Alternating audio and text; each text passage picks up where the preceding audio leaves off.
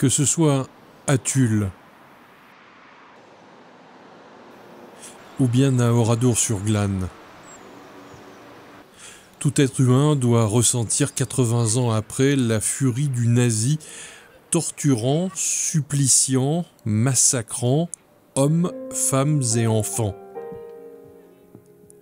Frappé par la vision du village d'Oradour-sur-Glane, le compositeur Michel Bosc se lance dans l'écriture d'un requiem, un chant pour les morts. Pour la première fois, les collégiens de Tulle et de Limoges en classe Cham se retrouvent pour travailler ensemble.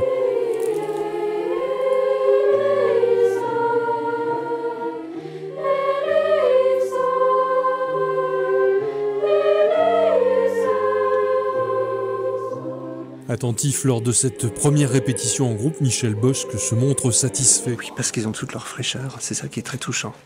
C'est leur verdeur, c'est à la fois touchant et en même temps on sent qu'il y a déjà une rigueur, il y a déjà un engagement.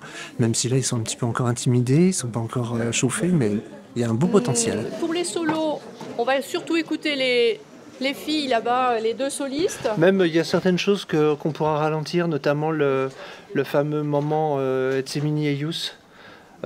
C'est pas choquant si on le ralentit un peu. Merci. Oui, sur le do miné, le mi part un petit peu. Do, mi. J'entends un peu ça. Do, mi. Non, vous gardez toujours la même position. D'abord, c'est un requiem en hommage aux 643 victimes du massacre d'Oradour-sur-Glane le 10 juin 1944. Et il va parler des habitants d'Oradour en 1944. Il va parler de ceux qui sont à côté de moi, ici, donc les gens qui ont été victimes du massacre. Lorsque l'on visite aujourd'hui les ruines du village martyr, on a beaucoup de mal à imaginer ce village vivant. C'est un village qui est très vivant. On s'est entendu, on s'est compris, et on a eu envie tous les deux de la même œuvre et du même message. Un message qui s'adresse au plus grand nombre et en premier lieu aux jeunes interprètes.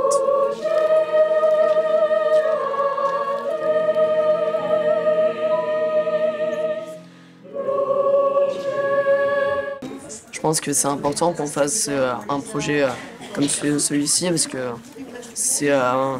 on a eu beaucoup de témoignages de personnes, etc. Là, on chante un requiem en hommage aux personnes qui sont décédées pendant la Seconde Guerre mondiale. J'ai découvert ça avec le témoignage des personnes, des martyrs. Les 99 points du Tulle et le massacre d'Oradour. L'importance de la mémoire, c'est qu'il ne faut pas oublier, et grâce à ce requiem, on n'oublie pas ce qui s'est passé. On transmet par la musique ce qui est arrivé et ce qu'il ne faut pas oublier.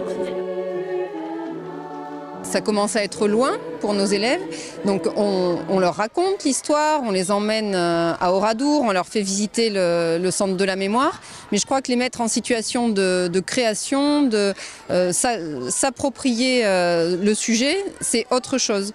Voilà, ils sont plus simplement spectateurs, ils sont acteurs de la transmission mémorielle, et je crois que si on arrive à faire ça, on aura fait du bon travail.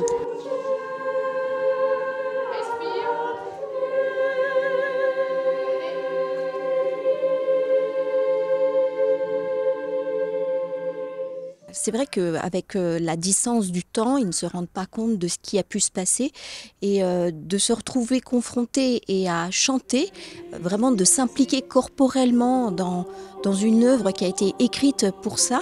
Je pense que ça leur fait prendre conscience et avec le travail qui va être fait en lien avec tout cela, c'est-à-dire aller voir les lieux, qui prennent conscience de ce qui a pu se passer, c'est franchement quelque chose de très très intéressant. On leur dit plus jamais ça et pourtant en miroir on a l'actualité d'aujourd'hui. Alors ils arrivent à faire le lien eux-mêmes, ce qu'on leur apprend en histoire, ce qu'ils voient à travers les médias. Si c'est pas nous qui faisons le lien, certains élèves arrivent à faire le lien eux-mêmes. Alors parfois faut décrypter avec eux, mais ils font le lien. Oui.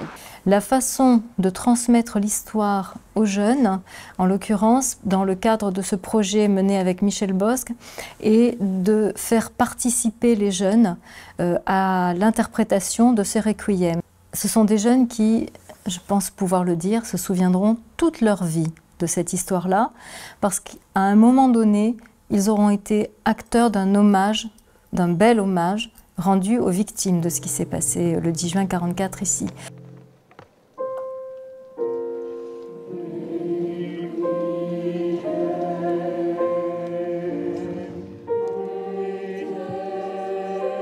Ce requiem, mémoriel, est aussi technique. Il est de plus chanté en latin. Oui, c'est-à-dire en fait faire simplement les choses dans la tradition, dans le respect des normes et des règles, en essayant de rester personnel, mais effectivement dans un cadre qui est tout à fait liturgique et tout à fait normé, tout à fait historique, disons.